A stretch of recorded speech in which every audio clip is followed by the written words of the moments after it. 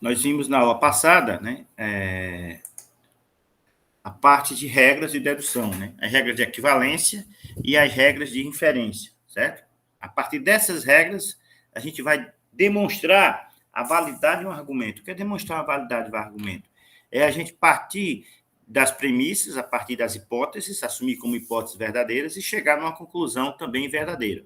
Se não for possível a gente chegar nessa conclusão, significa que o argumento não é válido, tá? Então, a gente viu aí as regras de equivalência, vimos também as regras de inferência, modus ponens, modus tollens, conjunção, simplificação e adição. Nós vamos ver outras regras no decorrer ainda da aula de hoje, tá certo? E para que a gente possa realmente cristalizar em nosso entendimento, tá? Então, a gente viu alguns exemplos de aplicação de regras, eu acho que a gente parou aqui, se eu não me engano. Nesse caso aqui, né, por exemplo, né, a regra de inferência de modus ponens, se eu tenho A, implica em B e C. Mas se eu tenho A também, então, se eu tenho A e se eu tenho A implica em B e C, obviamente, B e C vai ser uma dedução a partir da minha inferência, né, aplicando a regra de modus ponens, né? Por quê? Porque eu tenho uma regra que diz se P, então, se P, então, o quê?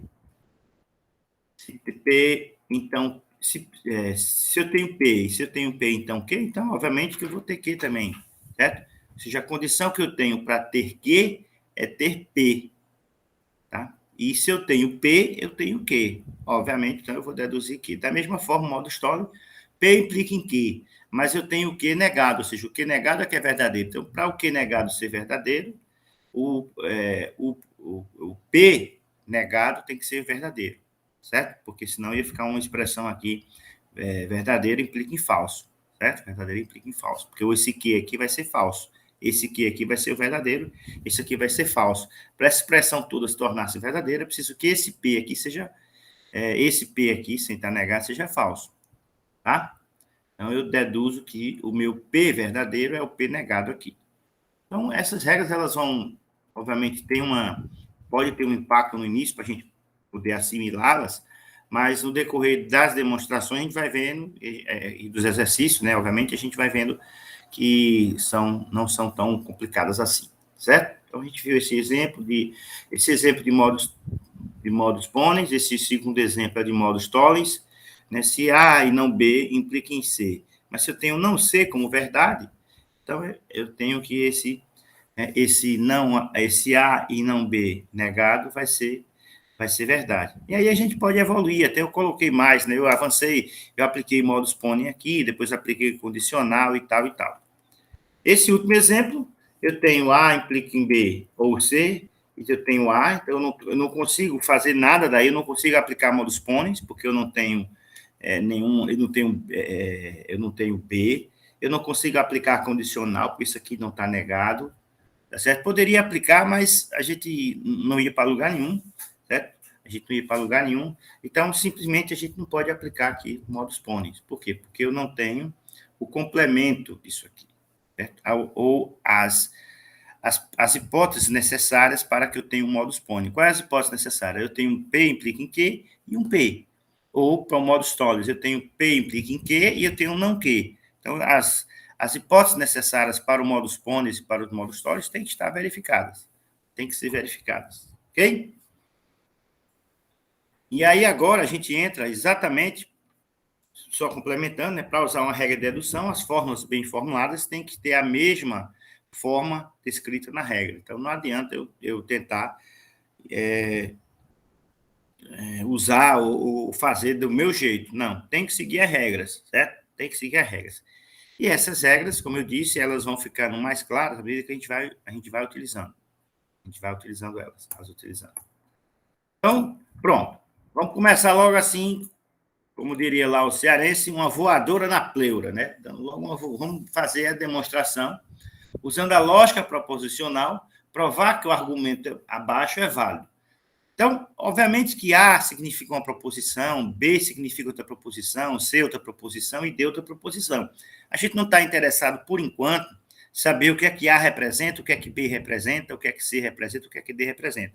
A gente está interessado somente em pegar já o argumento pronto, o argumento lógico pronto, e demonstrar, verificar se é um argumento válido, certo? Esse é um argumento válido, ou seja, provar que o argumento é válido, certo? Então, a gente, mais na frente, eu não sei se ainda na aula de hoje, a gente vai ver a questão dos argumentos verbais, ou seja, cada letrinha dessa ser uma proposição, como a gente viu lá o primeiro slide, né, de Jason. Jason não viu a faca, o martelo estava no celeiro, a faca não estava lá no dia 10 de outubro. Aquilo ali são proposições que a gente vai simbolizar por letras de proposição para a gente construir o argumento.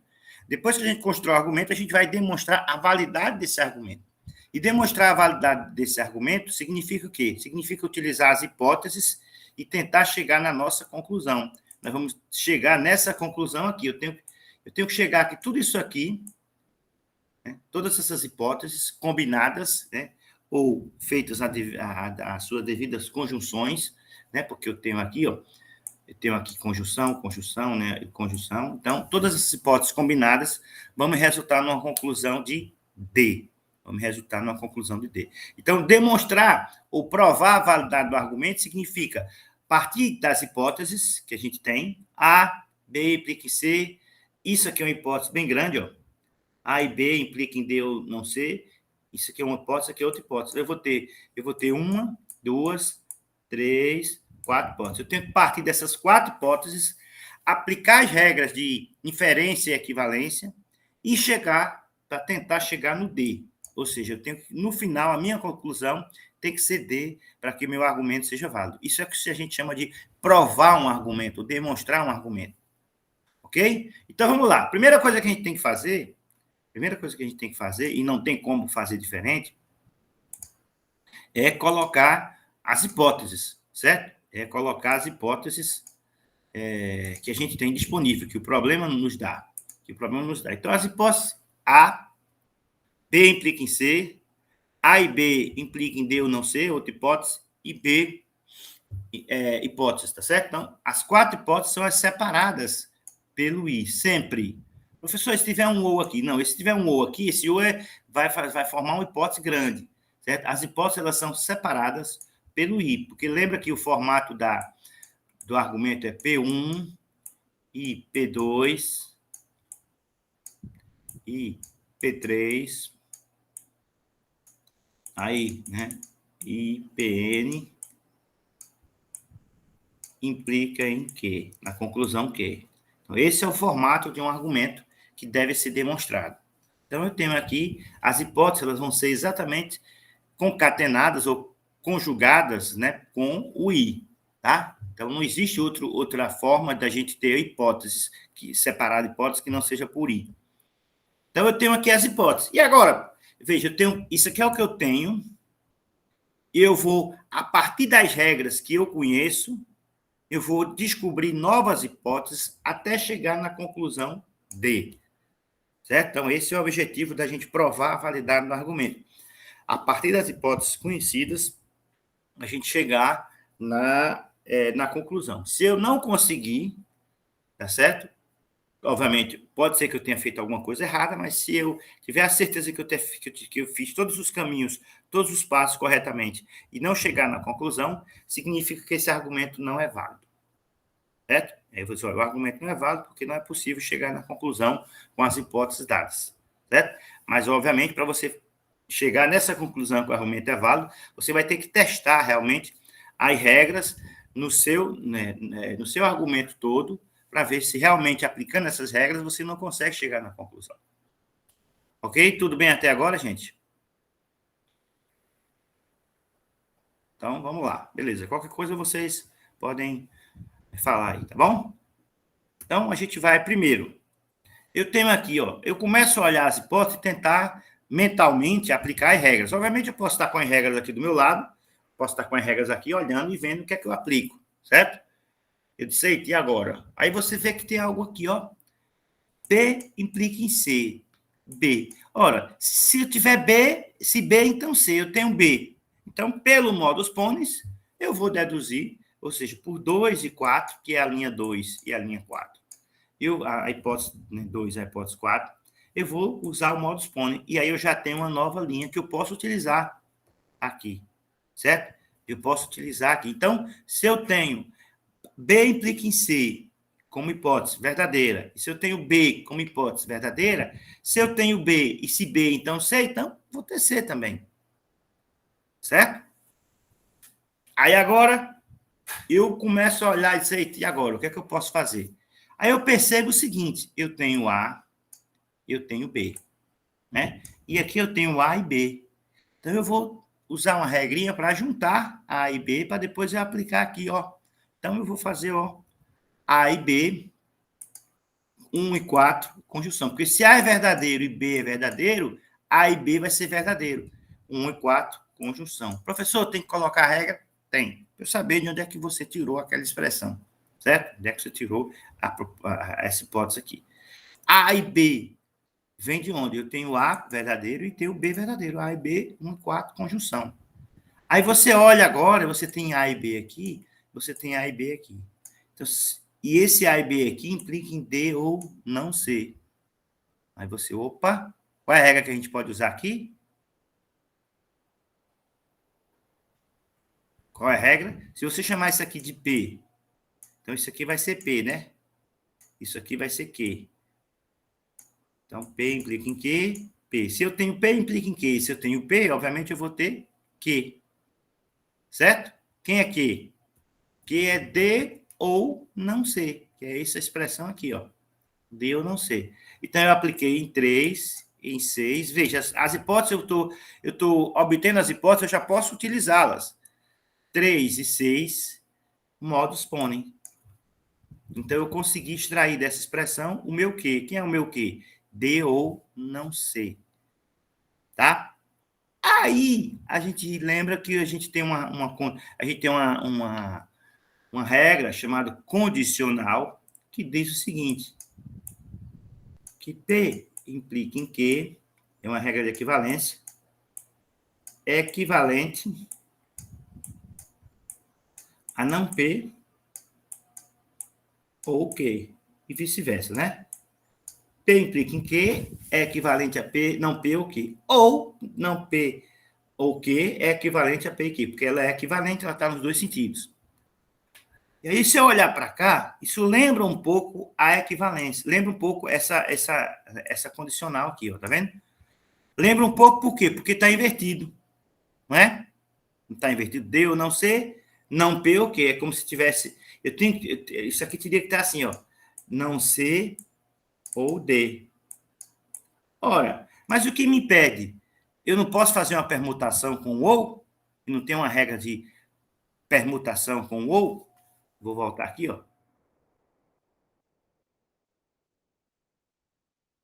Regra de equivalência. Cadê? Ó, eu tenho as permutações com ou, com i. Posso trocar, sem problema nenhum. Certo? A condicional, para quem não se lembra, ó, P implica em Q, é equivalente a não P ou Q, e vice-versa. Certo? E vice-versa. A gente demonstrou essa condicional, inclusive, fez a tabela verdade dela aí. Então, agora, antes de fazer a condicional, eu tenho que fazer o quê? Eu tenho que fazer uma comutação. Eu fico, ó, não C ou D. Não C ou D. Então, em 7, veja que eu só usei uma. Em 7, a comutação, eu só uso uma proposição. Em 7, uma hipótese. Em 7, eu apliquei a comutação. Ficou não C ou D. Não C ou D agora está nesse formato aqui, ó. Então, vai ficar como? Vai ser, vou fazer de trás para frente aqui. Como é que vai ser a condicional aqui? Não C ou D vai ser equivalente o quê? A C implica em D. C implica em D, né? Pela condicional, não C ou D é equivalente a C implica em D. Então, aqui, no lugar de não C ou D, eu vou deduzir uma nova expressão, C implica em D, aplicando em 8 a condicional. A condicional também só precisa, eu só uso uma hipótese. Modus tollens, modus ponens, modus tollens, modus ponens, conjunção, eu uso duas, ó, veja. Duas. Agora, comutação, eu uso só uma. Condicional, eu uso só uma. Pronto. E agora? Eu tenho a expressão C implica em D. Mas eu tenho também lá em cima, que eu já deduzi e eu posso utilizá-la, eu tenho C. Ora, se C, então D. Eu tenho C, então agora basta eu aplicar o modus ponens em 5 e 9. 5 e 9, modus ponens, que eu vou ter D. Então, eu cheguei na minha conclusão procurada, pretendida. Ó. Significa que o argumento é válido. Então, demonstrar a validade do argumento é, a partir das premissas, das hipóteses que nos são dadas, a gente aplicar as regras de inferência e de equivalência, as regras de dedução, obter novas hipóteses e chegar na conclusão, que é a mesma do problema, a mesma do argumento. Isso é que se chama, isso é o processo de demonstração de argumento, ou provar que um argumento é válido, provar a validade do argumento. Ok? Vamos fazer mais exemplos, mas eu queria... Esse exemplo é bom porque ele já mostra aí modus ponens, já mostra conjunção, já mostra comutação, condicional. Então, quando a gente disser prove um argumento, provar a validade do argumento, a partir das premissas que você tem, você vai deduzindo os novos argumentos até chegar a novas hipóteses, até chegar na conclusão. Dúvida aí, gente? Professor, só para fixar uma coisa aqui, de 1 a 4 aí, as hipóteses elas são dadas, não é isso? São dadas. É o que a gente tem no problema do argumento. Beleza. Tá bom. Obrigado. E as novas de 5 a 10 são a que a gente obtém, a partir da aplicação das regras. Entendi. Beleza. Quem mais aí? Alguma dúvida, gente? Tudo sob controle? É hora de ter as dúvidas e perguntar, certo? Porque agora, daqui para frente, né, pelo menos nesse assunto, vai ser só demonstração.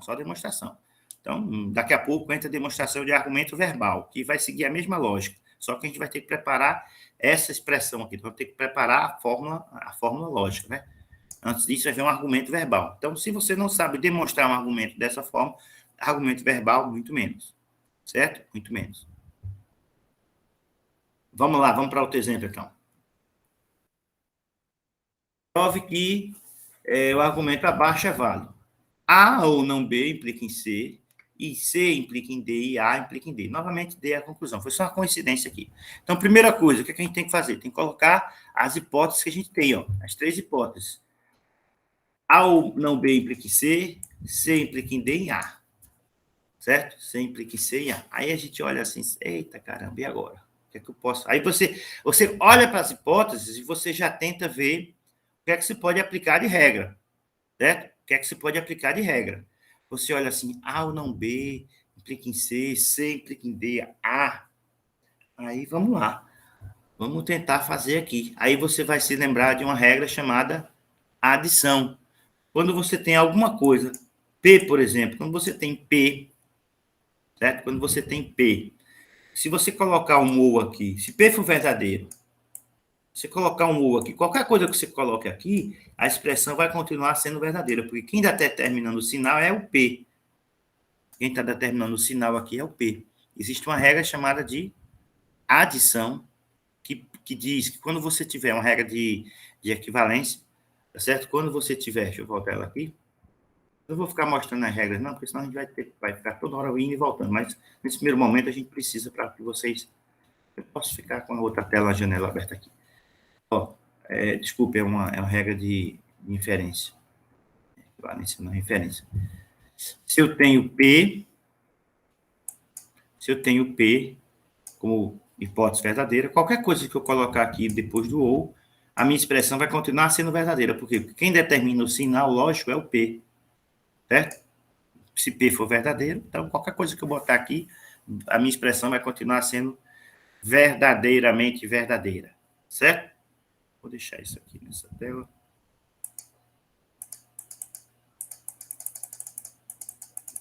Vou passar aqui. Então, aí eu tenho as 3 hipóteses. Se eu tenho A, veja, eu tenho A aqui, eu tenho A ou não B. Então, se eu colocar uma expressão aqui, A ou não B, ela vai ser verdadeira, tá certo? Por quê? Porque meu A já é verdadeiro. Qualquer coisa que eu acrescentar depois do ou, vai ser verdadeiro, porque eu coloquei o A ou não B, para ficar igual aqui, ó, para ficar o meu P aqui. É como se eu tivesse P, implica em Q aqui, ó. Aí agora eu tenho o meu P, né? Então, em 3, eu fiz uma adição. Toda vez que eu tiver um P qualquer, eu posso colocar um ou, qualquer coisa aqui, que a expressão é válida, continua sendo válida. Por quê? Porque o meu P é verdadeiro, o meu P é que está determinando o sinal lógico, certo? Porque se o que está aqui for verdadeiro, a expressão toda fica verdadeira. Se isso aqui for falso, a expressão toda continua verdadeira. Então, eu coloco A ou não B. Por que eu coloquei o não B? Para ficar igual aqui essa hipótese.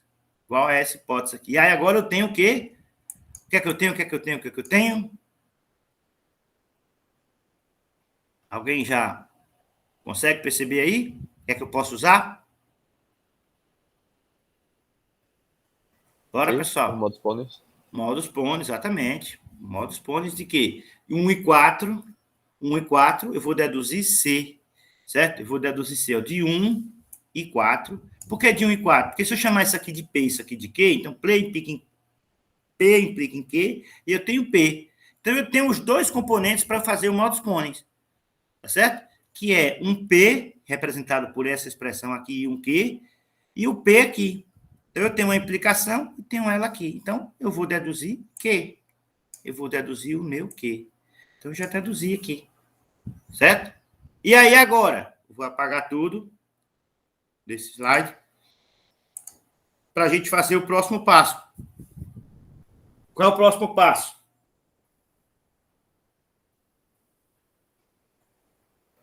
A gente D for começa modos a pôneis olhar. também. A gente começa a olhar as hipóteses que eu tenho, as que eu já tinha, as que eu deduzi, e tenta encaixá-las, né, nas regras. Tenta encaixá-las nas regras. A gente fica aí com o Minority Report. Modus ponens de novo, mas quem? 2 e 5 modus ponens. Exatamente. Então, se eu tenho, se C implica em D, entendeu? Se C implica em D e eu tenho C, obviamente eu vou ter D. Então, 2 e 5 modus ponens me faz gerar o D. E agora? Vou para onde? Vou para a galera, né? Acabou aí o problema, não é o D que eu tinha que chegar? Veja que eu cheguei com 3 hipóteses aqui, certo? Cheguei com 3 hipóteses aqui. Tranquilo, gente? Dúvida aí? Hora de ter dúvida.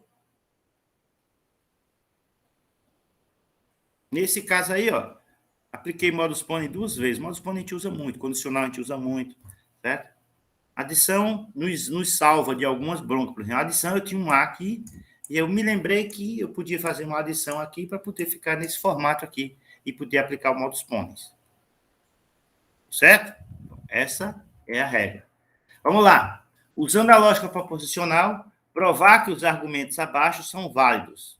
Aí eu tenho 3 aqui, vocês vão fazer agora, vão fazer o primeiro, certo? Aí a gente faz o segundo, depois vocês fazem o terceiro. Tentem fazer aí o primeiro aí. Podem fazer. Agora é hora de vocês testarem. Se quiser, já pode ir colocando no chat, mas não precisa não, tá certo? Só se alguém quiser, mas não precisa não.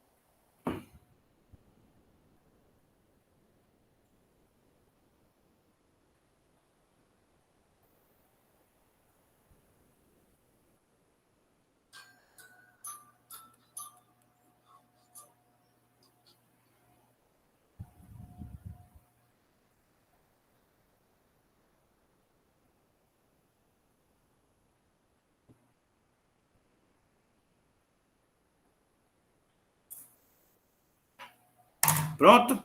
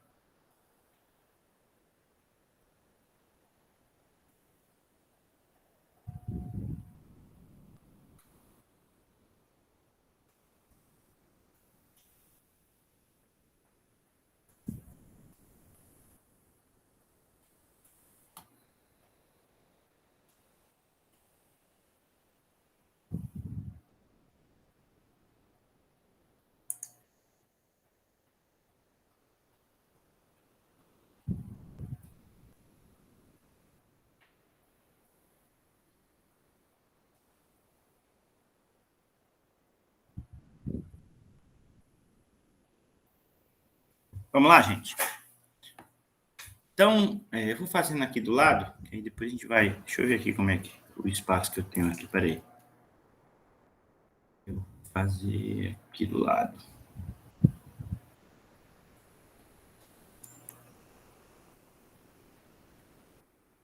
Então, eu vou colocar aqui, vou fazer aqui do lado. Eu tenho como primeira hipótese, não A implica em B, certo? Como hipótese. A segunda hipótese, eu tenho não A. Opa, estou vendo aqui que tem uma facilidade. E a terceira hipótese, não B ou C. Uma coisa que alguns costumam errar é colocar a conclusão como hipótese. Não pode. A conclusão é onde a gente quer chegar. Vai ser a última hipótese que eu vou chegar, certo? Não se coloca a conclusão como uma hipótese. Então, como é que você está? Já está resolveu o problema. Você já colocou sua conclusão como hipótese, então você já chegou na sua conclusão, né? Então, isso aqui não é hipótese, isso aqui é conclusão. Ela só vai chegar no final, ela vai vir naturalmente se o argumento for válido e se as regras forem aplicadas corretamente. Então, vamos lá. Quem já fez aí? Qual seria o 4? 4 seria o quê? B por modus ponens. B com modus ponens. Quem? Modus ponens de quem? 1 e 2, né? Isso. B. Aí eu tenho, ó, B, 1 e 2. Tem que dizer onde veio e para onde vai. Modus ponens. Certo? 1 e 2.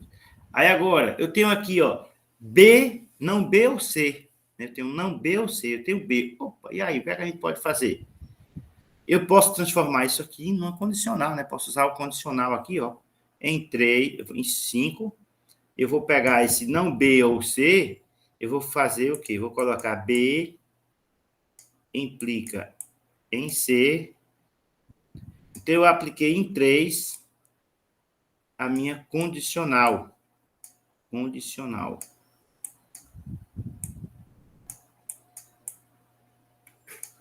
Então, de não B ou C, eu, por a regra de equivalência, eu apliquei a condicional, ficou B implica em C. E agora? Se B implica em C e se eu tenho B, então, de novo, modus ponens, porque se eu tenho B e se B, então C, então eu vou ter C de onde? De 4 e 5 modus ponens. Modus ponens. Pronto. Ok? Alguém não entendeu? Alguém tem alguma dúvida?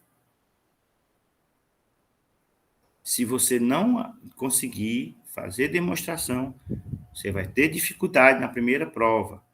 Certo? E no restante, porque a gente, vez por outra, está lançando mão da lógica, tá certo? Então, é preciso que vocês treinem, usem bem as regras. Você só vai conseguir aplicar as regras se você treinar. Não adianta você, na hora, você ter as regras aqui, tudo para você ver aqui, ó. Se você não tiver treinado, se você é igual você tabuada, né? Você nunca estudou tabuada, não adianta. Se você tiver a tabuadazinha aqui, você vai ter dificuldade de interpretar, certo? Então, você vai ter regras, isso aqui está na sua mão, certo? Está na sua mão a regra. Se você não souber utilizá-las, não adianta de nada. Né? É igual programar também, né? Se você tem lá um monte de comando, um monte de linha de programa, um monte de instrução, if, else, when, while, for. Se você não sabe utilizar essas regras, o que é que adianta? Você não vai conseguir fazer nenhum programa. Ok? Dúvidas aí? Então, vamos para o segundo. Quem acertou isso aí vai ganhar meio ponto na consciência. Né? Aí vamos ganhar agora outro meio ponto na consciência. É isso mesmo, chega assim por rua. Aqui, vamos colocar aqui as hipóteses. Então, a primeira hipótese aqui, isso é a segunda, né? A primeira hipótese vai ser A e não C implica em não B, tá? Que é uma hipótese. A segunda hipótese é A terceira hipótese é não C. Pronto, aí a gente tem que chegar em não B. Essa é bem simples. Qual seria... Apagar aqui, nem precisa. Tá assim.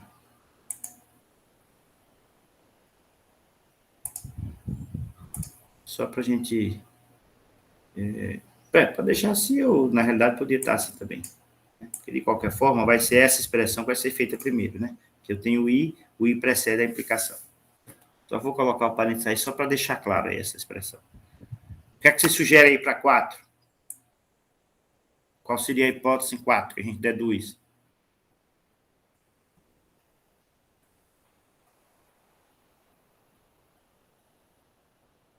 Hein, gente? Conjunção, professor.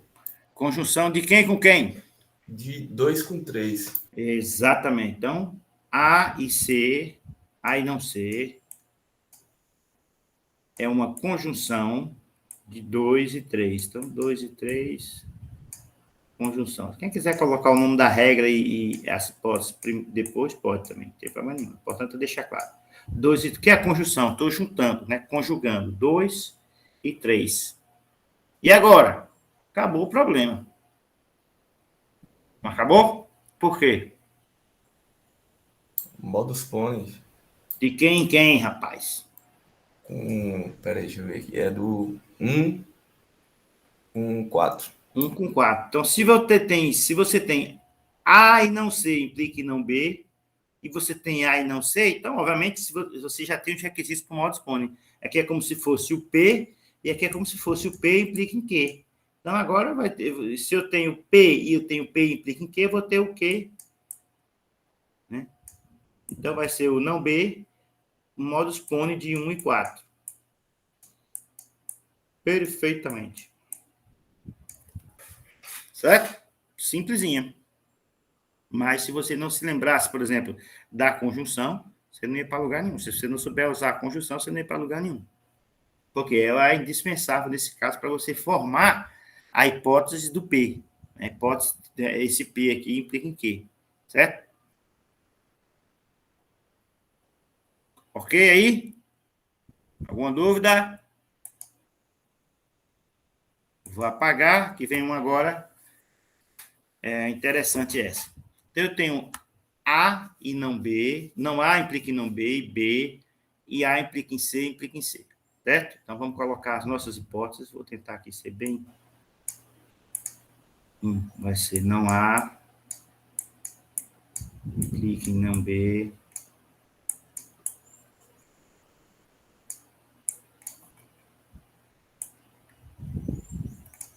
Eu tenho B. Isso aqui é tudo hipótese, tá? Eu não estou colocando, mas é hipótese. Né? Hipótese. E 3 A implica em C. Hipótese. Bom, vamos lá. E agora? Poderia fazer um modo Stollers invertido aqui, né? O A e C eu não tenho por que fazer nada, porque eu não tenho um C aqui, né? Não tem um A. Então, a gente está meio preso. Mas aí a gente vai ter que utilizar as regras que a gente tem, certo? Se eu olhar para cá, eu vou colocar essa expressão aqui. Vou colocar aqui do lado. Não A implica em não B. Certo? Isso aqui, se eu disser que isso aqui é P, isso aqui é Q. Ou seja, mesmo negado, o A e o B negado, eu vou chamar de P e Q. Se eu quisesse aplicar uma condicional aqui, certo? Se eu quisesse aplicar uma condicional, aqui, P implica em Q. Qual é a condicional? Qual é o equivalente? É não P ou Q. É isso? Não P ou Q. Então, lembrasse da regra da condicional? De novo, vou mostrar ela aqui. Vou trazer ela para cá.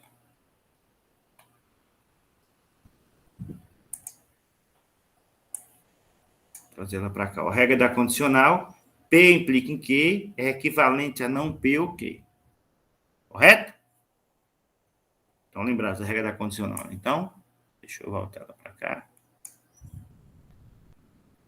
Então, o que é que eu tenho aqui? Se o meu P é não A e se o meu Q é não B, quem vai ser o não P? Isso aqui vai ser equivalente a quê? Isso aqui vai ser equivalente a... Quem é o não P? É o não A. Não é isso? O não P vai ser o não A. Você vai ser o A negado duas vezes. Vai ser o A negado duas vezes. Ok. Então, o que foi que eu fiz? Eu aplico a condicional só para quando não tem negação? Não, eu aplico a condicional para qualquer P, para qualquer Q. Nesse caso aqui, eu estou chamando de P, o não A, eu estou chamando de Q, o não B. Então, o não, isso aqui é que P implica em Q, vai ser equivalente a quê? A não P ou Q, isso é da condicional, isso é da regra. Então, quem vai ser o não P? Se o P é A, o não P vai ser o não A. E no lugar da implicação entre o ou, e o Q permanece... Opa, aqui, desculpa. Aí o P permanece o mesmo. Isso aqui vai ser B. E o P permanece o mesmo. Certo? Então, entenderam o passo? Se eu tenho P, então Q, eu posso ter não P ou Q. Então, se eu tenho não A ou não B, implica em não B, não A implica em não B, quem vai ser o não P? Vai ser o não A. Quem vai ser o Q? Vai continuar sendo o não B, desculpa, vai continuar sendo o não B aqui. Certo? Então, eu só estou encaixando a minha expressão na regra. Se eu tenho não A implica em não B, quem é o P? Não A. Quem é o Q? Não B. Então, quem vai ser agora? Se aqui era P, quem vai ser o não P? Vai ser o não A. Quem vai ser o Q? O Q não muda. Então, aqui em 4, eu vou dizer que eu vou ter o não A, ou seja, vou ter o A negado duas vezes, ou não B, e eu apliquei em 1 a condicional. Eu apliquei em 1 a condicional. Estão entendendo aí? Hein, pessoal? Sim, sim. Deixar vocês aí 15 segundinhos para vocês olharem com calma. O que foi que eu fiz? Certo? P implica em Q, era não A implica em não B. É equivalente a não P ou Q. Quem é o não P? É a negação disso aqui. Quem é o Q? É o mesmo não B aqui. Não muda.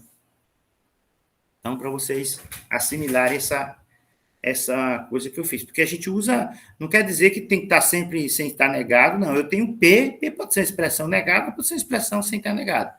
Q pode ser expressão negada, expressão sem estar negada.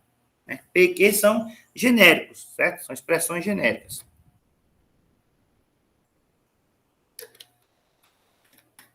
Acabou, não? Não, claro que não. Eu tenho que chegar no C, né? Tenho que chegar no C aqui, ó. Mas a gente vai caminhar. Ora, se eu tenho uma dupla negação aqui, nós já vimos, e negação é o que a gente tem, é a precedência, né, de tudo, sobre tudo, então eu tenho que fazer essa dupla negação logo. Dupla negação, um anula o outro, né? Então vai estar, na realidade, eu vou ter agora A ou não B. Então, eu apliquei em 4 a dupla negação. Certo? E agora? Aí você olha A ou não B. Espera aí, gente, eu podia estar com a condicional aí, ó. Se eu inverter, qual que eu fiz no exemplo anterior? Se eu inverter, se eu comutar, se eu ficar assim, ó, não B ou A, ou seja, em 5, eu apliquei uma comutação. O que acontece? Volto de novo para a danada da condicional, que eu vou ter o formato da condicional. Eu tenho aí algo do tipo não P ou Q, que vai ser equivalente a P implica em Q, né?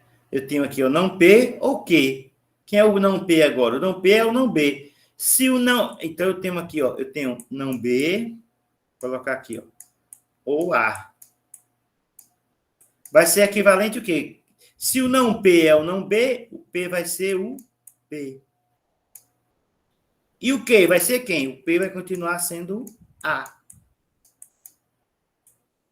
Então, não B ou A é equivalente a B implica em A. Então, eu vou colocar aqui em 7, B implica em A. B implica em A quer dizer o quê? Em 6, eu apliquei a condicional. Em 6, eu apliquei a condicional.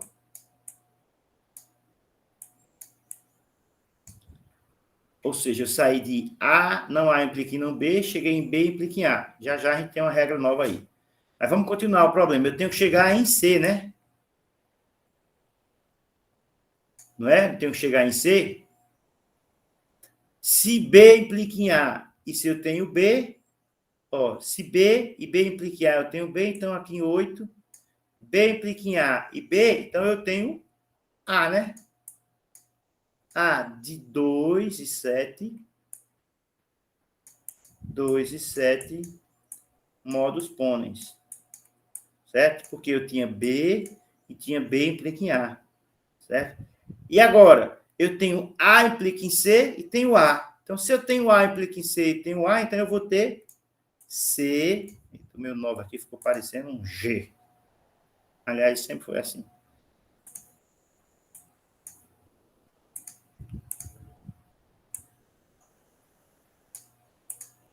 Pontinho aqui para gente.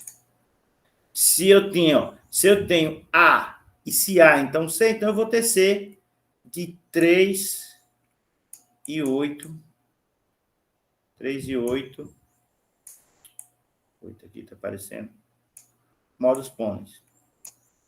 3 e 8 modus ponens. Ok?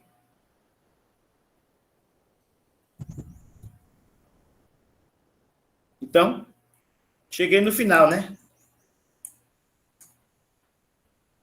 Aí eu queria chamar a atenção de vocês. Entenderam, gente? Veja que eu usei aí usei aí várias regras, né? Usei um arsenal de regras aí, os artifícios a partir da regra, por exemplo.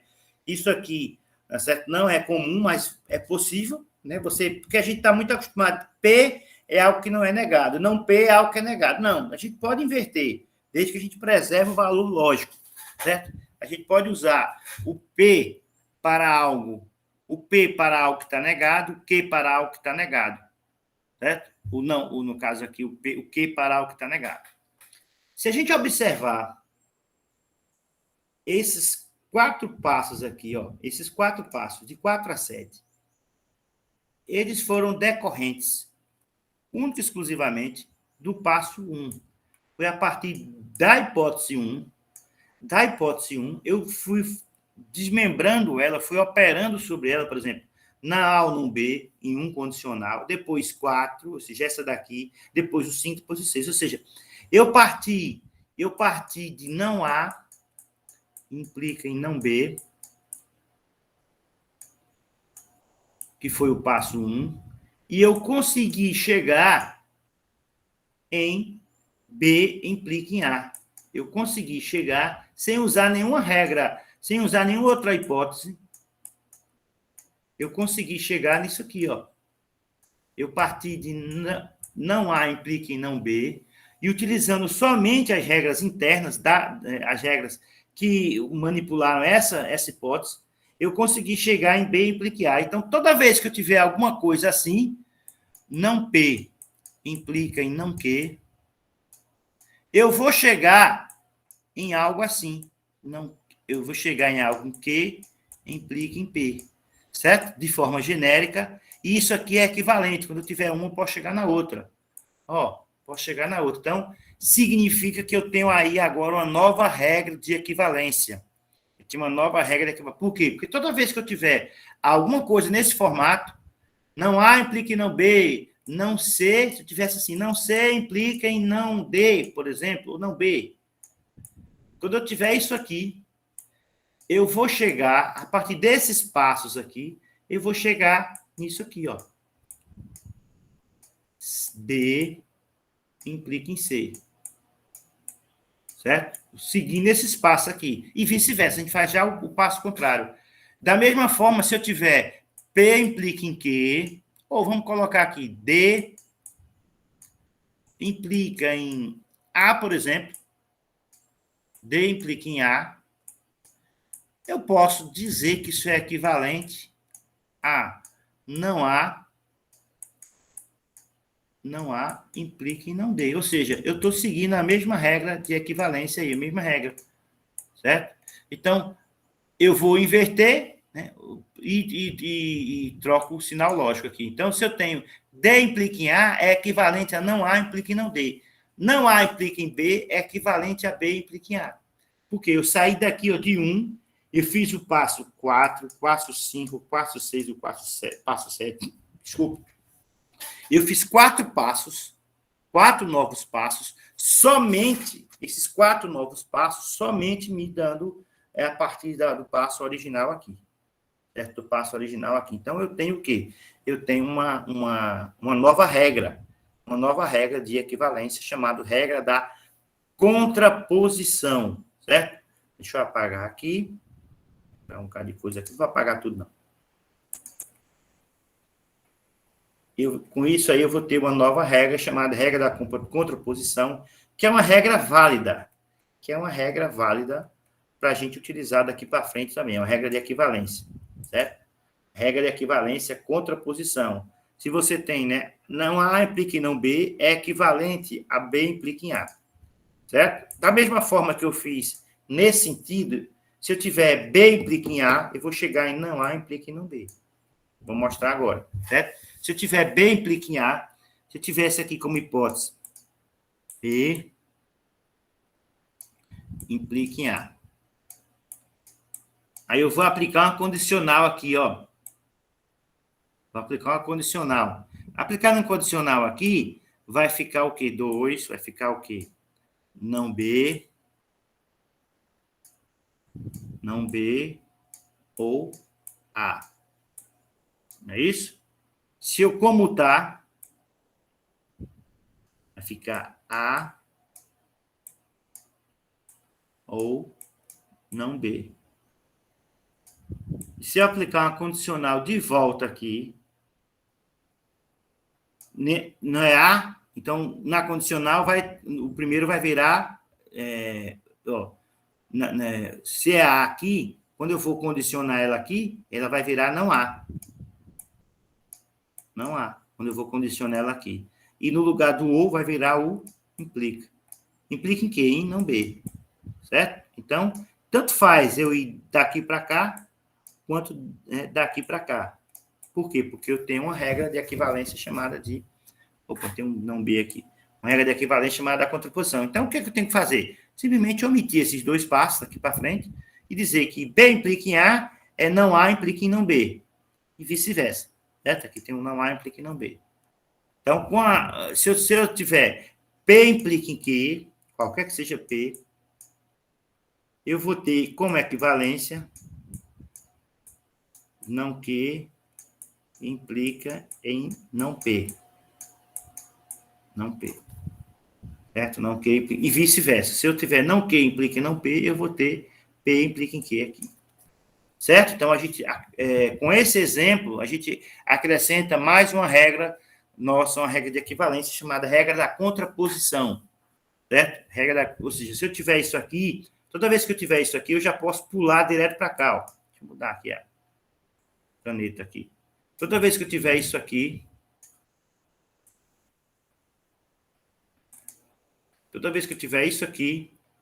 eu já posso vir direto para cá e dizer, olha, contraposição. Certo? Por quê? Porque eu não preciso fazer isso aqui toda vez. Porque isso aqui já está implícito na minha operação de demonstração da regra. Certo? Então, toda vez que a gente tiver P implica em Q, se for conveniente, a gente troca por não Q, implica em não P. Se for conveniente para a nossa demonstração. Não quer dizer que a gente vai usar toda vez. Certo? Pode ser que muitas vezes, se eu tenho P implica em Q, talvez seja melhor utilizar um modus pone ou modus stories. Okay? A utilização da regra vai ser de acordo com o problema. Mas, se você tiver algo nesse formato aqui, você já pode trocar direto por isso aqui, ó. Pode usar a regra de equivalência e já usar direto. Não precisa fazer os passos intermediários. Ok, gente? Dúvida aí?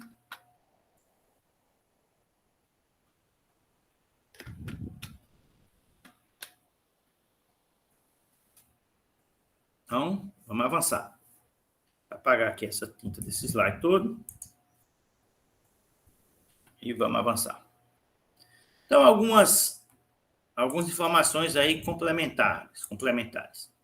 Modus ponens é a regra de dedução mais intuitiva, e ela deve ser usada, né, muitas vezes. Todas as vezes que a gente puder usar a modus ponens, não quer dizer que a gente só vai usar ela, né? Tem vezes que ela não se aplica.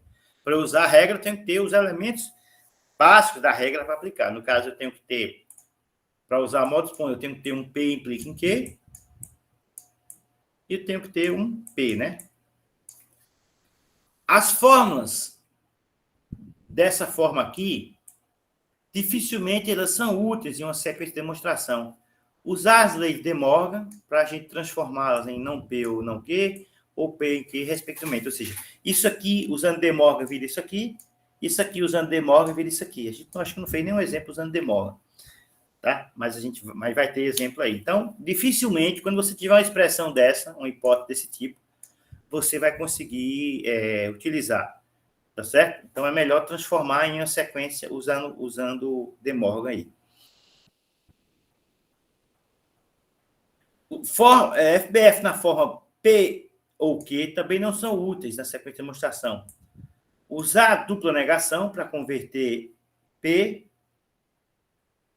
ou Q em não P ou Q, e depois usar a condicional para obter não P em Q. Então, você tem lá um A ou B.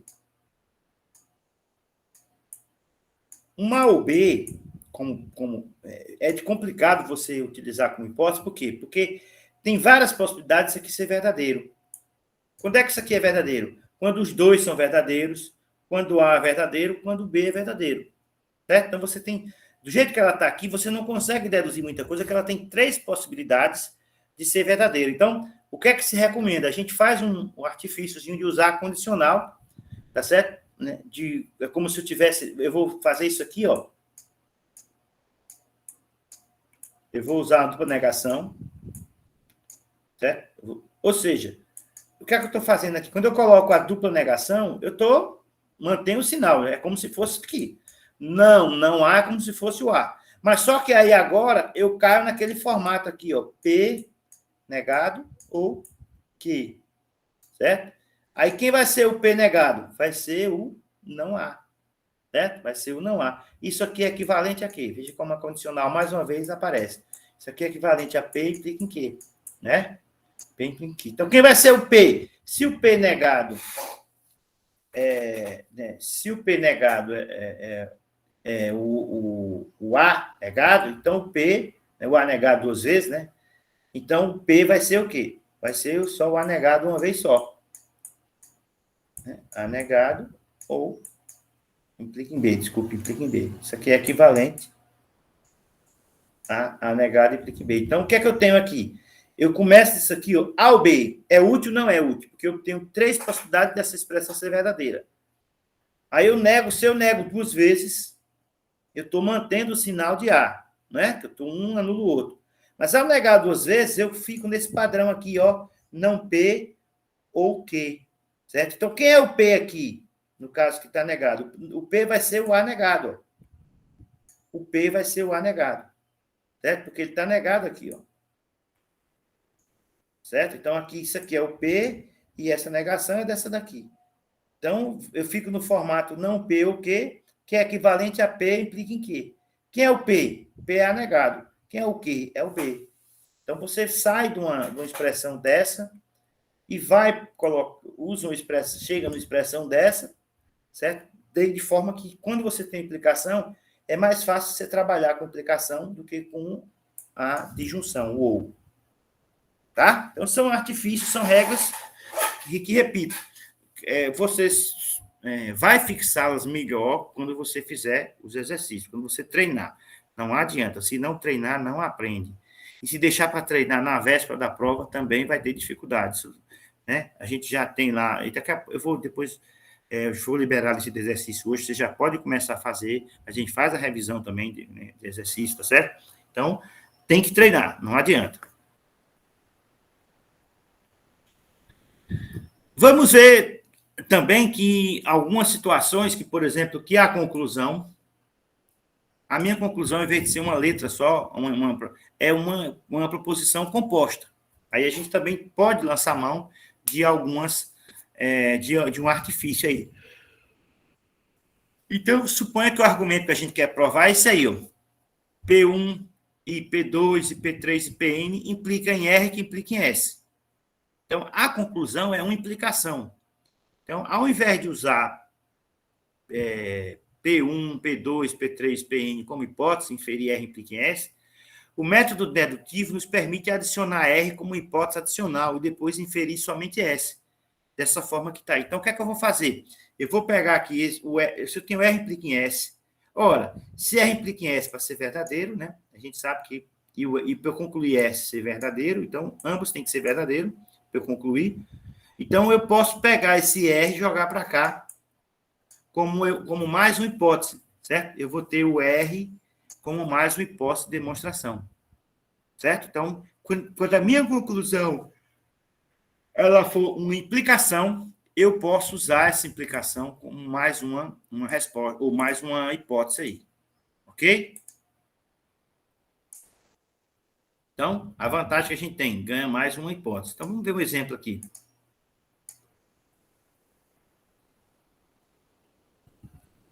Use a lógica proposicional para provar que o argumento abaixo é válido.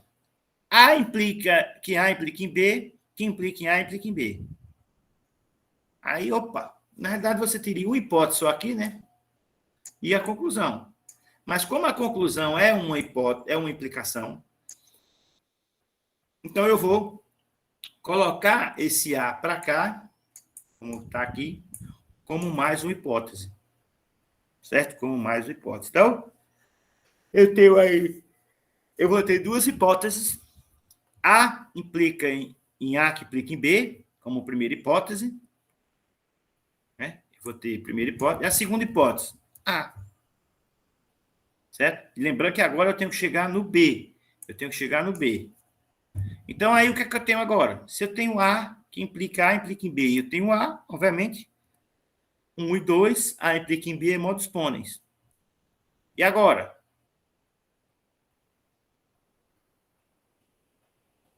Digam-me. 2 e 3 modos pôneis também. 2 e 3 modos pônei também, para eu ter o B, né? Para eu ter o B, certo? Para eu ter o B aí. Ok? Tranquilo? Então, agora, se eu tiver, na minha conclusão, se eu tiver uma implicação, eu posso usar o antecedente da minha aplicação como uma hipótese adicional.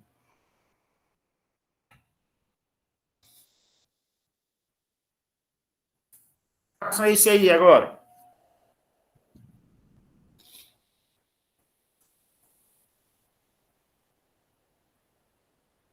Que vai aparecer uma nova regra.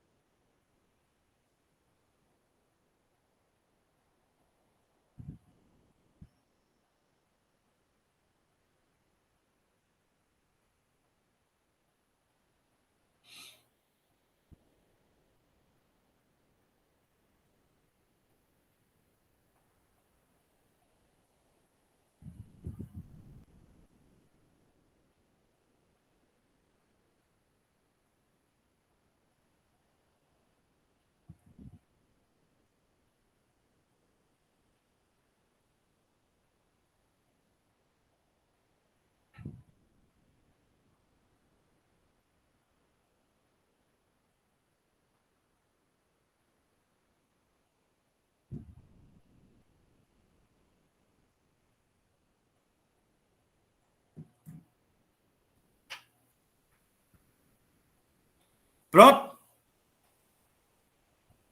Pronto. Então, vamos lá. Eu tenho o meu A vai ser puxado, né, como hipótese. O meu A vai ser puxado como hipótese.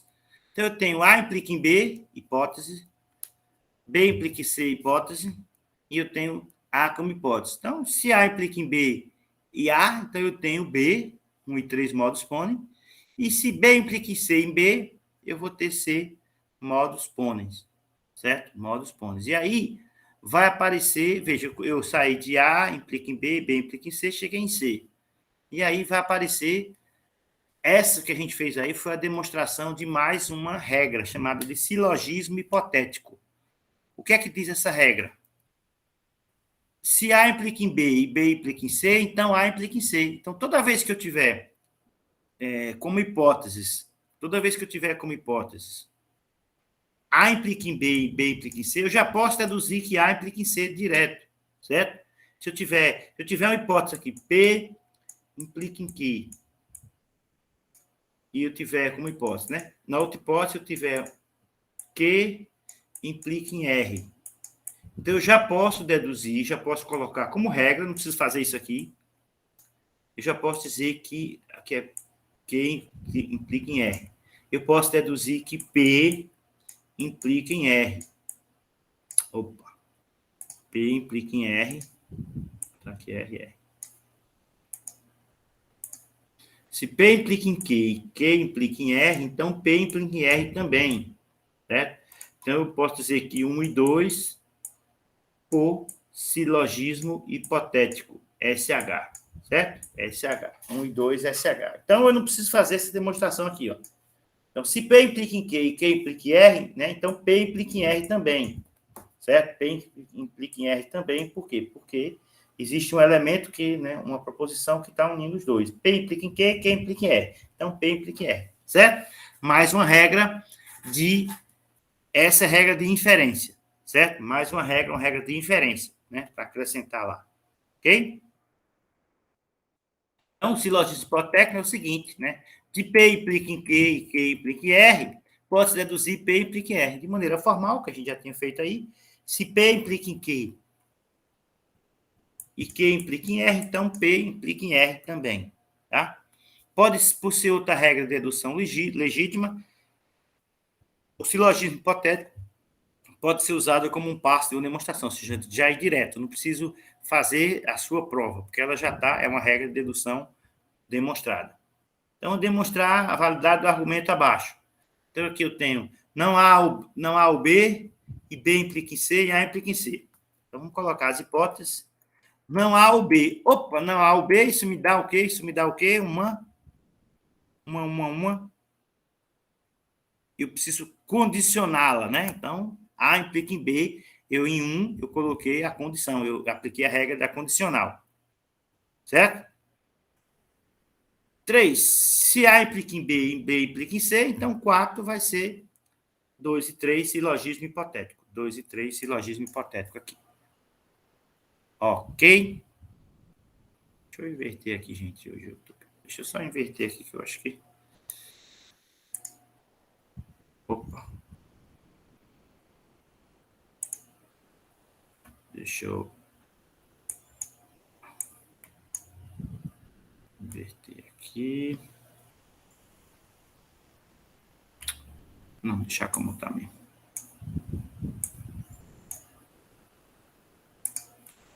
Vamos que vamos. Porque dessa forma eu fico muito olhando para cá.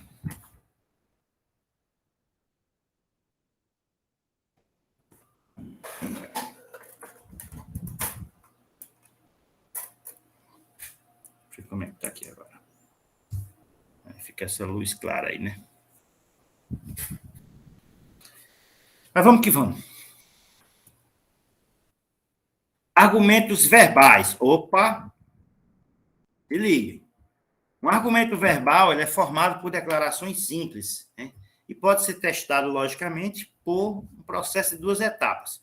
Primeira etapa, você vai simbolizar cada declaração usando uma FBF proposicional. Vai representar cada declaração. Jason viu a faca, F. O martelo estava no celeiro, C ou M, certo? O martelo não estava lá no dia 10 de outubro, sei lá, um D. Então, você vai simbolizar cada declaração usando FBF proposicional. Se a faca estava na gaveta, então o martelo estava no celeiro. Se F, então M. Se F, então C. Ou seja, você vai simbolizar cada declaração usando uma forma FBF, uma forma bem formulada proposicional. E aí, a segunda etapa é provar a validade do argumento, construindo uma sequência de demonstração através das regras de dedução. Então, você vai fazer... a novidade aí agora é esse passo 1 aqui. Mas o passo 2 é isso que a gente vinha fazendo, porque você vai ter uma expressão lógica, um argumento, e você vai demonstrar a partir dessa sequência, né, de hipóteses, de novas hipóteses, de regras de dedução, né, regra de inferência, regra de equivalência. Então, o passo 1 é o passo que, diremos assim, é o novo, que a gente vai transformar o argumento verbal, textual, em fórmula. E aí o passo 2 é provar aquela fórmula, provar aquele argumento. Certo? Então, considere o seguinte argumento. Se as taxas de juros caírem, o mercado imobiliário vai melhorar. Ou a taxa federal de descontos vai cair, ou o mercado imobiliário não vai melhorar. As taxas de juros vão cair. Portanto, a taxa federal de desconto vai cair. Opa, que viagem, taxa de juros, mercado imobiliário. Mas aí tudo, você tem que transformar isso em proposição, certo? Da maneira correta. Né? Se você não conseguir transformar em proposições, você não vai conseguir demonstrar. Porque a gente não demonstra dessa forma, a gente demonstra a partir de uma expressão que a gente vem fazendo até então. Né? Então, primeira coisa é como é que a gente faz para demonstrar. Regrinha. As sentenças, geralmente, elas são separadas por pontuação. Ó. Aqui é uma expressão, ou a taxa federal de desconto vai cair, ou o mercado imobiliário não vai melhorar. Aqui é outra expressão. É claro que ou a taxa federal de desconto vai cair. Eu não podia parar aqui, porque eu tenho um ou aqui, né? Um ou, né? A taxa de juros vai cair. Opa! Portanto, a taxa federal de desconto vai cair. Então, definir a notação do argumento em lógica proposicional e provar a validade do mesmo por sequência de demonstração. Então, a primeira coisa que eu tenho que fazer é dar nome aos bois aí, dar letrinhas, por exemplo. Taxa de juros cair, pode ser J. Mercado imobiliário vai melhorar, pode ser I.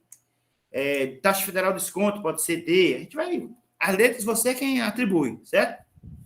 Mas o primeiro, antes de qualquer coisa, é transformar isso aí em uma expressão lógica. Uma expressão lógica, um argumento lógico. Depois a gente faz a transformação. Então, vamos lá. Eu vou usar a notação, eu reproduzi aqui, ó.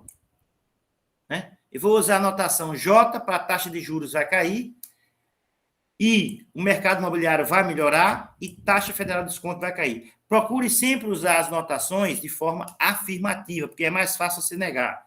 Mesmo que você tivesse aqui, ó, o mercado imobiliário não vai melhorar, se você colocasse como uma afirmação positiva, você ia ter que, o mercado imobiliário vai melhorar, tinha que negar. Então, para não ter confusão, a gente costuma sempre, não quer dizer que você não possa fazer invertido, pode sim, só tem que ter cuidado e sua possibilidade de erro é maior.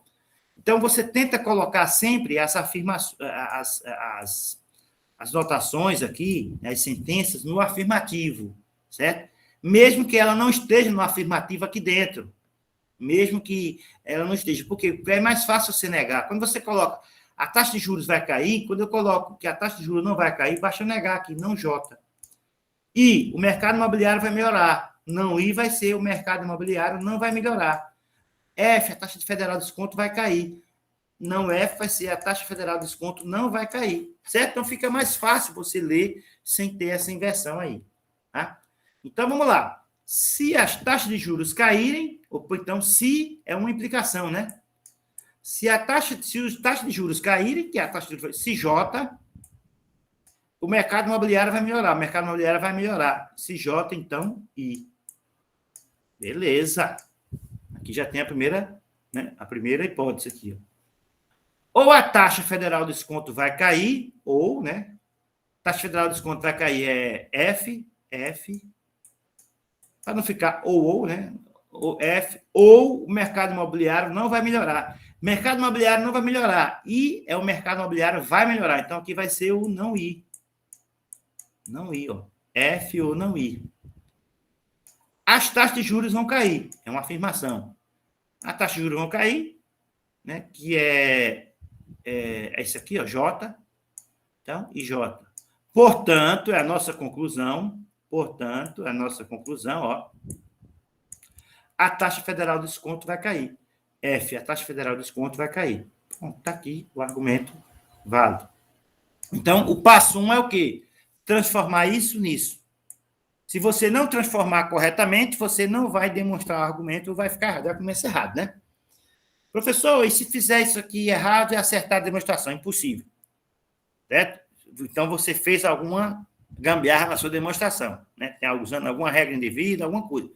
Se o teu argumento não tiver correto, a demonstração não vai estar correta. Não tem como. Não tem como, certo? Então, é porque você fez alguma coisa errada também na demonstração, certo? Então, é uma reação em cadeia. Entenderam o que a gente fez? A gente transformou o argumento verbal em um argumento lógico, certo? Simbolizado aí, com as fórmulas. Simbolizado. E isso é o passo 1. Agora eu tenho que demonstrar, né? Agora é provar, né? Já fez o argumento, agora prove. Vamos provar. Temos 3 hipóteses. E aí, o que é que vocês sugerem? Vocês, para treinar.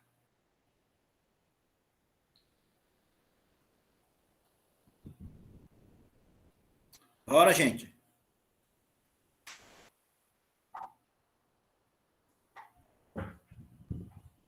Alô? Estou treinando ainda, professor. Depois eu lhe mostro. Não, o que é que a gente faz? Não, eu quero que você só me diga qual seria uma hipótese 4 aí. Que regra a gente podia comutatividade usar? na segunda hipótese aí. Não é? Aplicar comutatividade na segunda hipótese, para depois ir para a condicional. Pode ser, mas tem uma mais simples. Pode ser também. Acho que é até ela que a gente faz. É ela mesmo. Você já está vendo o slide aí. É ela mesmo. Mas tem outra mais simples. Qual era a outra mais simples?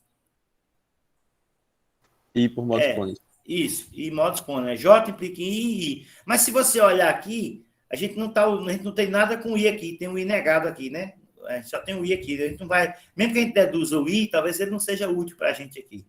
Certo? Mas seria uma regra em 1 e 3 modus ponens em obter o I. Mas se eu obtiver o I aqui, eu não vou ter também muita alternativa. Então, vamos para a sugestão aí. Pegar isso aqui, ó. Isso aqui, toda vez que tiver alguma coisa com um dos dois negado, você tenta já ver a condicional, certo? Toda vez que tiver um ou com um dos dois negado, tenta ver a condicional, certo? Se o negado tiver aqui, comuta, né? Então, I, não I ou F, 2, comutação. E agora? Agora eu posso aplicar a condicional. I implica em F, 4, condicional. Certo? Em 4 aqui, ficou I implica em F. Se J implica em I e implica em F, se J implica em I e implica em F, J implica em F. Ó, 1 e 5, silogismo hipotético. J implica em I e I implica em F, então J implica em F. E agora, se J implica em F e eu tenho J, eu vou ter F com modus ponens, 3 e 6 modus ponens. Tá? Muitas vezes um problema tem mais de uma alternativa, tá certo? Você podia ter aqui, você poderia não ter feito o silogismo hipotético, né? Você ter feito, né, a condicional aqui, certo? Você ter feito novamente outra condicional, tá? Mas a melhor saída aqui é o silogismo hipotético, certo? Porque aqui você poderia ter J implica em I, aí tirava o I, né? Tirava o I com modus ponens. Vamos fazer aqui, ó. Vou fazer aqui. Eu tiraria o I aqui com modus ponens, seria 4. Eu tiraria o I de 1 e 3 modus ponens. Modus ponens. Aí, eu teria aqui, eu poderia ter exatamente o não I ou F, podia colocar aqui, 5. O não I ou F, né? Ficaria como está aqui, não I ou F. Né? Com 2, comutação. Aí, 6, eu teria I ou F. O I implica em F. 5, condicional.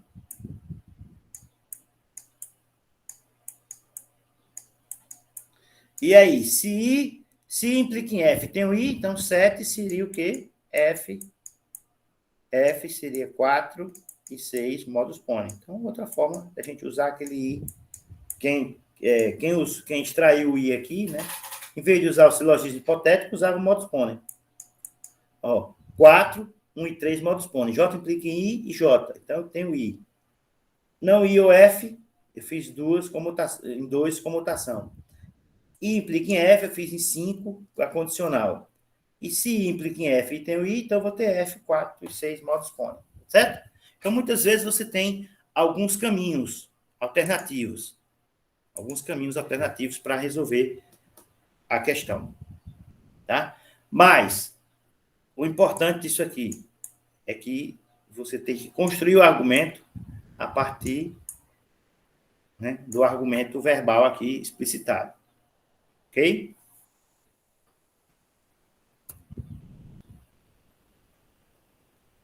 Antes da gente continuar colocando uns argumentos grandes, vamos relembrar as regras, aplicando elas dentro dos argumentos, aplicando elas dentro de argumentos verbais. Certo? Então, nos exercícios abaixo, que regra de inferência é ilustrada pelo argumento, o argumento dado? Então, vamos lá. Se Martins é o autor, então o livro é de ficção. Mas o livro não é de ficção, então, portanto, Martins não é o autor. Então, vamos chamar aqui M de Martins é o autor, F o livro é de ficção. Então, o que é que está dizendo aqui a minha expressão? Se Martins é autor, então o livro é de ficção. Mas o livro não é de ficção. Portanto, Martins não é um autor. Certo? Então, aqui o meu argumento está aqui, ó. Certo? Se Martins é o autor, então o livro é de ficção. Mas o livro não é de ficção, portanto, Martins não é autor. Que regra é essa? Vamos colocar aqui a hipótese. Tá dizendo, aqui já colocou aqui. M implica em F. Se M implica em F, e se eu tenho não F, então eu vou ter o... se M implica em F, eu tenho não F, eu vou ter o não M aqui, de 1 e 2, o quê? Modus tollens, certo? Então, a regra é modus tollens, certo? Se M implica em F e eu tenho não F, então eu vou ter como verdade o não M, certo? Porque para a expressão ficar verdadeira, o não F sendo verdadeiro, então, não sei se aqui está, esse F aqui vai ser falso, então o M aqui vai ser falso, o M verdadeiro é o M negado, modus tollens, certo? Então, a regra aqui é o modus tollens, certo? Ele só quer colocar a regra de inferência pelo argumento dado aqui. Mas a gente coloca o argumentozinho aqui. Entenderam, gente? Professor, dizer que seria contraposição também estaria certo? Porque eu interpretei meio que, se ele é o ator, então implica que é de ficção. Então, se não é de ficção, implica que ele não é o ator. Então... Pode ser, mas do jeito que está aqui, como está explicitado, o livro não é de ficção, não é uma implicação aqui. Ele não está implicando, não. Ele só está dizendo, afirmando, o livro não é de ficção, então não F. Certo? Não F. Entendi. Certo? Não F. Porque se você fosse fazer a contraposição, você ia chegar em não M também. Certo? Mas do jeito que está aqui, Martins é o autor, então o livro é ficção. Então, expressão composta. Mas o livro não é de ficção, então não é F só. Portanto, Martins não é o autor. Vamos para o outro. Se a firma falir, todos os seus bens têm que ser confiscados. Então, se a firma falir, então os bens serão confiscados. Está aqui C. A firma faliu, F. Então, né, vou colocar a vírgula, não, vou colocar o I aqui já. Se a firma faliu, todos os bens têm que ser confiscados. Se F, então C. A firma faliu, então todos os bens foram confiscados. C. Que regra é essa? Nem precisa demonstrar, né? Se F implica em C e F, então eu vou ter C. Modus ponens. Modus ponens. Ok? Se Paulo é um bom nadador, ele é um bom corredor. Se Paulo é um bom corredor, ele é um bom ciclista. Portanto, se Paulo é um bom nadador, ele é um bom ciclista. Então, vamos colocar aqui. Paulo é um bom nadador, N. Ele é um bom corredor, C.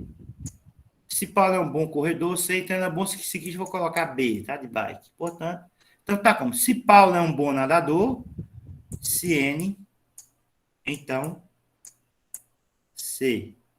Então, ele é um bom corredor. E se Paulo é um bom corredor, se C, ele é um bom ciclista. Ele é um bom ciclista. B.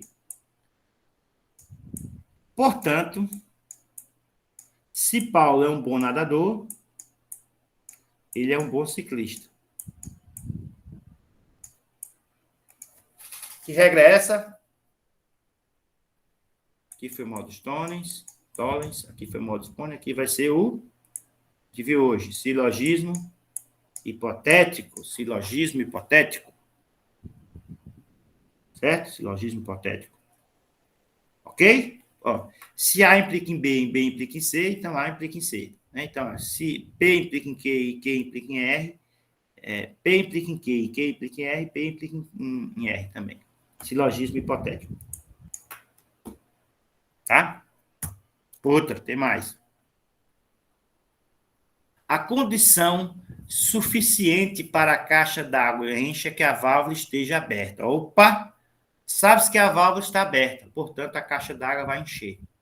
Então, quando eu digo a condição suficiente, ou seja, se eu tiver isso aqui, então a caixa d'água vai encher. Se eu tiver, né? Se a válvula estiver aberta, é suficiente para a caixa d'água encher. Certo? Então, se eu chamar aqui de válvula, caixa d'água encha, certo? Então, se a válvula estiver aberta, então a caixa d'água vai encher. Por quê? Porque é a condição suficiente. Basta que a válvula esteja aberta, a caixa d'água enche. Então, essa é a condição suficiente. Se a válvula estiver aberta, então a caixa d'água vai encher. Sabe-se que a válvula está aberta. Portanto, a caixa d'água vai encher. Então, se a válvula, a condição suficiente é aquilo que é aquilo que só precisa disso para que a caixa d'água encha. Ela pode ter outras condições, mas a válvula estando aberta, a gente sabe que a caixa d'água vai encher. Ó, condição suficiente. Basta que a válvula esteja aberta para a caixa d'água encher. A válvula está aberta, então atendeu a condição. Se atendeu a condição, a caixa d'água vai encher. Modus ponens. Certo? Ficou aqui meio atravessado, tá? Para vocês compreenderem.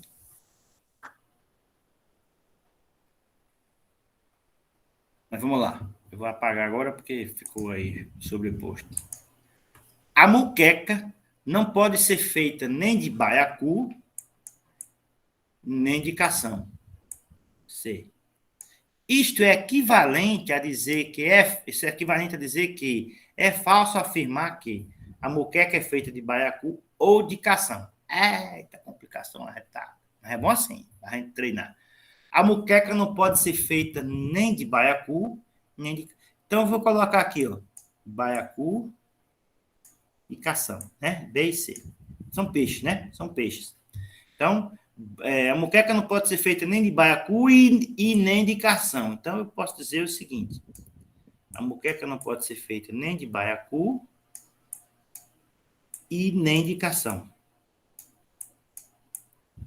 Isso é equivalente a dizer que é falso afirmar que, dois pontos, a muqueca é feita de baiacu ou de cação. Então, é falso afirmar que. Vamos tirar esse é falso por enquanto.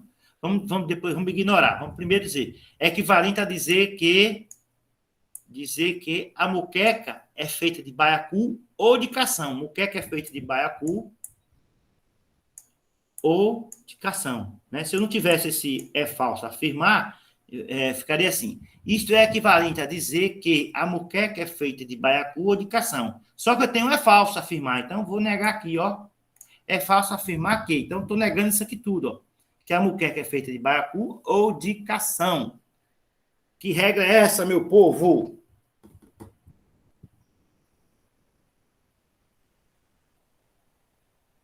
Que regra é essa? Hã? De Morgan, né? É o velho e querido De Morgan. Certo? De Morgan. Tá? Então, quando você tiver esse negócio com é falso afirmar, você primeiro faz ela positiva, depois você quer falso afirmar, então agora eu vou negar, né? Eu vou negar, então é falso afirmar que a muqueca é feita de baiacu ou de cação. E pelo formato da expressão, aí você já consegue matar que é de Morgan. O show, se o show deu muita gente, é porque fez sol, certo? Mas sabes que não fez sol, portanto, o show não deu muita gente. Eu vou colocar aqui G e S. Então, aqui, se o show deu muita gente, então é porque fez sol. Então, se G, então S. Mas sabes que não fez sol. Mas sabes que não fez sol. Portanto, o show não deu muita gente. Né? O show não deu muita gente. Não, G. Que regra é essa?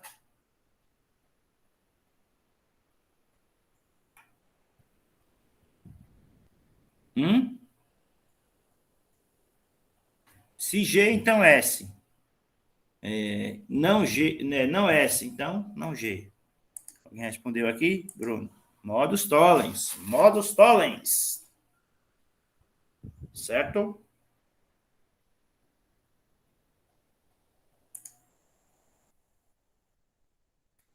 Verifique a validade do argumento. Meu cliente é canhoto.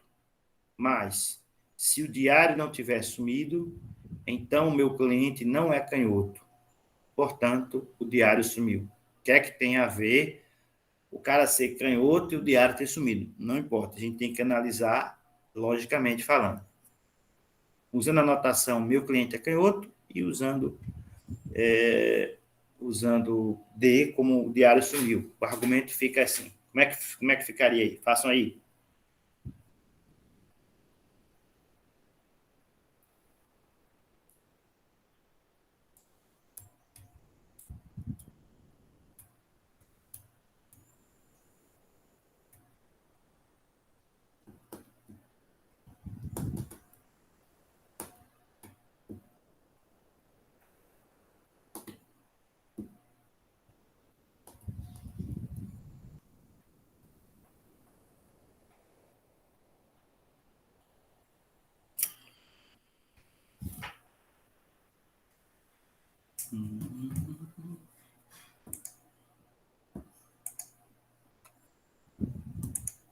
Sei que o mar da história é agitado.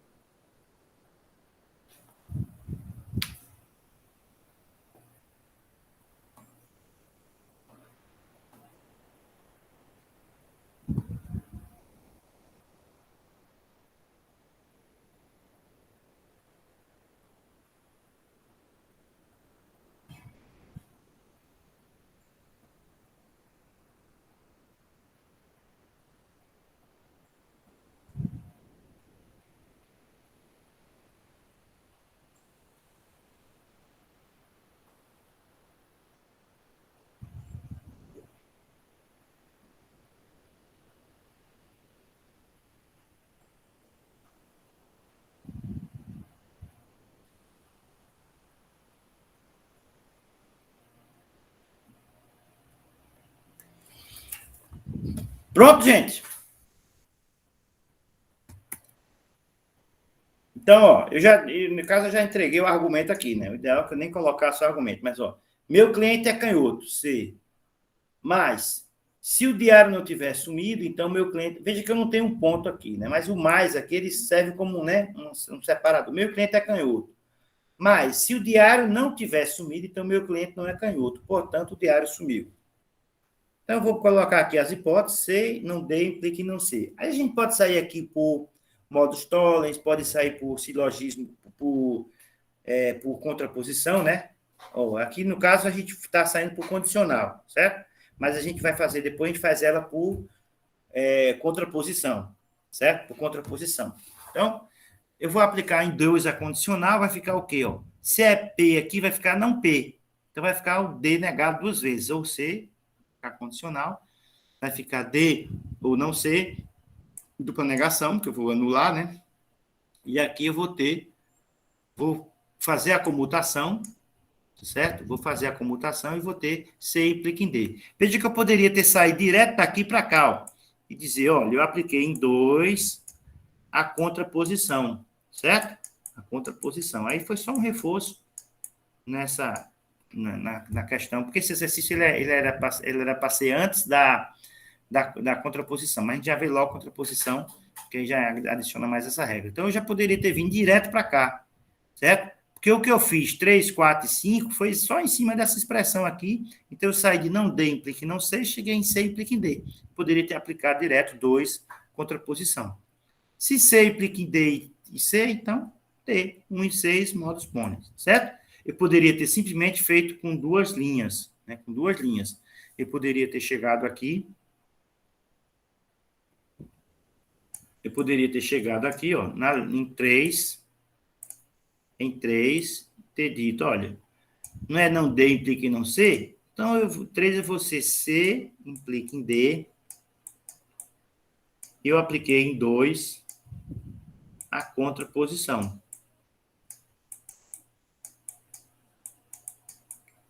E agora em 4, se eu tenho C e tenho C implica em D, então eu vou ter D de 1 e 3 modos ponto. Tá? Então, poderia ter sido feito, quem fez assim também está correto.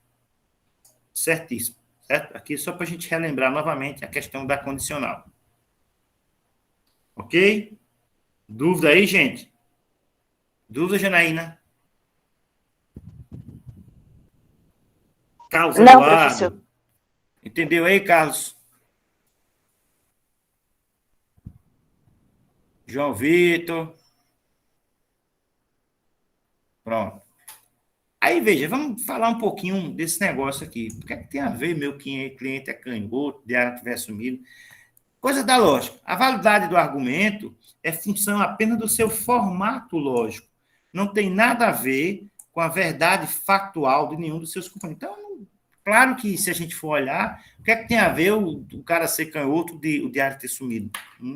Nada a ver. Mas, logicamente, como eu tenho uma expressão que eu converto ela para um formato lógico, certo? Como eu converto, eu tenho que analisá-la do ponto de vista lógico. Então, o argumento é função apenas do seu formato lógico.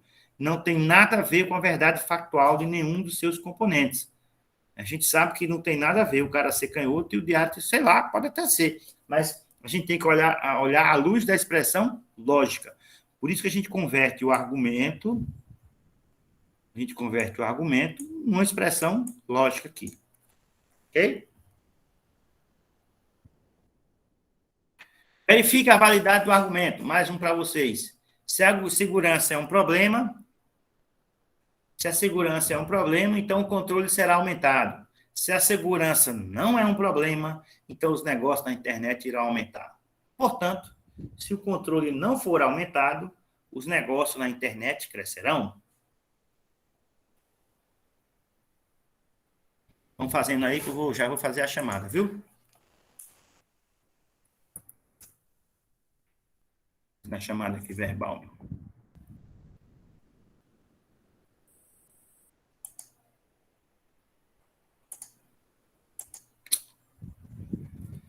Ai, minha senha do Siga mudou. Ah, vou eu de novo.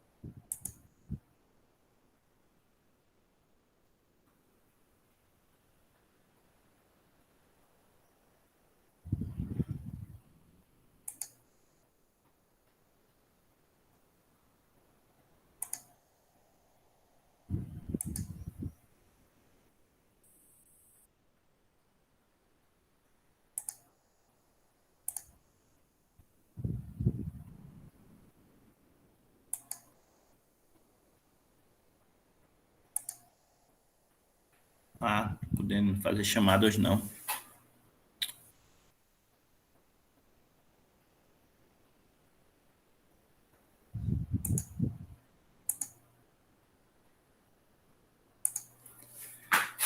Todo mundo presente hoje. Eu não estou podendo fazer chamada não, porque o Siga está fora. Poderia fazer uma chamadinha aqui básica, mas Deixa quieto. Vamos lá. Se a segurança é um problema, então o controle será aumentado. Como é que fica aí? Só foi dizer que não ia fazer chamada, ó. A turma já vazou aí da reunião. Se a segurança é um problema, então o controle será aumentado, né? Vou chamar de S. Aqui é S, né? Já está lá. S, C e negócios. Não, a internet irá aumentar. Se S, então C, né? O controle será aumentado. Se a segurança é um problema, o controle será aumentado. Se a segurança não é um problema, então os negócios na internet irão aumentar. Se não é S, então os negócios na internet irão aumentar. Portanto, se o controle for aumentado, os negócios da internet crescerão. Vamos ver se é isso mesmo. Chamaram. Se segurança é um problema, o controle vai ser aumentado. Beleza. Se a segurança não é um problema, então os negócios da internet irão aumentar. Portanto, se o controle não for aumentado, os negócios da internet crescerão. Então, a gente vai usar...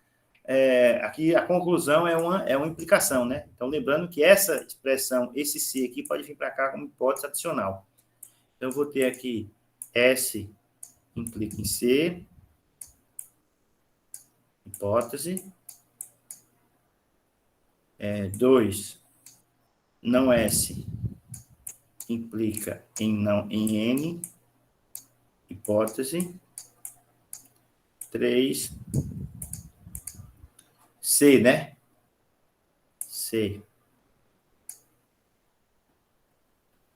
O controle for aumentado, não for aumentado, não C. Se o controle não for aumentado, não C.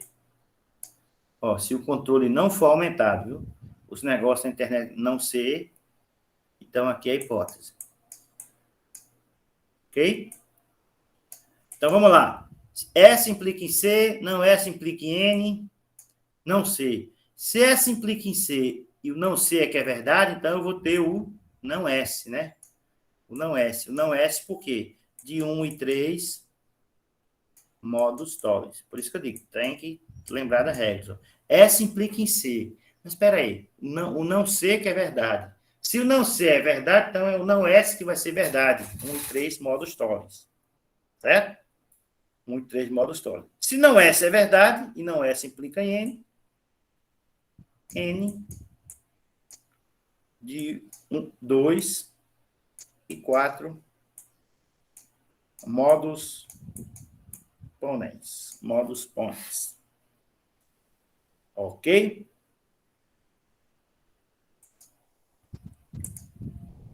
Dúvida aí, gente? Beleza. Então, só nos sobrou agora o nosso amigo, nosso camarada, Jason, certo? Jason. Vocês não precisa fazer agora, certo?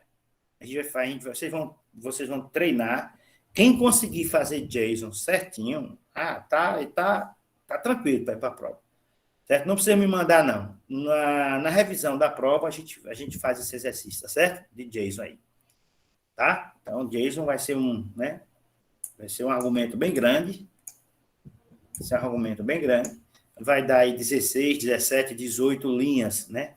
Que a gente precisa resolver, certo? Vai usar praticamente todas as regras, certo? Mas, no final das contas, vocês vão ter que dizer, né? Isso está valendo o cara ser preso injustamente ou não, né? Jason, não é o Jason de sexta-feira 13, não. Certo? Aquele ali merece, né? Merece ser preso, merece ser esquartejado, como ele faz.